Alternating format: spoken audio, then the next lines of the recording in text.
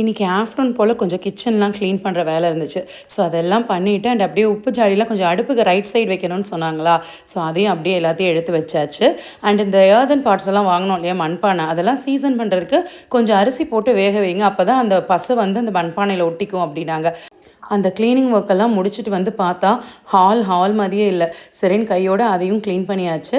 And இன்றைக்கே துவைக்கிற வேலையெல்லாம் முடிச்சிட்டோம் அப்படின்னா 2 டேஸ் எனக்கு கொஞ்சம் ஃப்ரீயாக இருக்கும் அப்படின்றனால கையோட குட்டீஸோட யூனிஃபார்ம்லேருந்து தம்பி ட்ரெஸ்ஸு பாப்பா ட்ரெஸ்ஸுன்னு எல்லாத்தையுமே துவைச்சி போட்டாச்சு. அண்ட் எனக்கு ஒரு பழக்கம் இருக்குது. ஸோ பாவாடைனா பாவாடை தனியாக, நைட்டி தனியாக, அந்த மாதிரி ஒரு ஆர்டராக நான் காய போடுவேன். அண்ட் குட்டீஸோட ட்ரெஸ்ஸுமே அப்படி தான். தம்பியோட ட்ரெஸ் மட்டும் தனியாக அந்த ஸ்டாண்டில் போட்டோம் அப்படின்னா எடுத்து மடிக்கிறதுக்கு ஈஸியாக இருக்கும் அப்படின்னு சொல்லிட்டு அதையும் போட்டாச்சு. அண்ட் எடுக்க துணி வந்துக்கிட்டே இருக்குது. நாங்கள் தான் யூஸ் பண்ணுறோம், ஆனாலும் எப்படி இவ்வளோ துணி சேருதுன்னு தெரியல. அப்படியே கையோட பெட்ஷீட்லாம் இருந்துச்சு, அது சோஃபா கவர்னு எல்லாத்தையுமே துவைக்க போட்டாச்சு. அப்படியே வாஷிங் எல்லாம் முடிச்சுட்டு கையோட டீ போட்டுட்டு தம்பி குட்டிக்கும் பாலாத்தி கொடுத்தாச்சு. அண்ட் ஈவினிங் ரொட்டீன் பெரும்பாலும் இப்படி தான் இருக்கும். பூஜை ரூம்லாம் லாஸ்ட் ஃப்ரைடே க்ளீன் பண்ணதே அப்படியே நீட்டாக தான் இருந்துச்சு. ஸோ அதனால் அப்படியே விளக்கேற்றி சாமி கும்பிட்டாச்சு.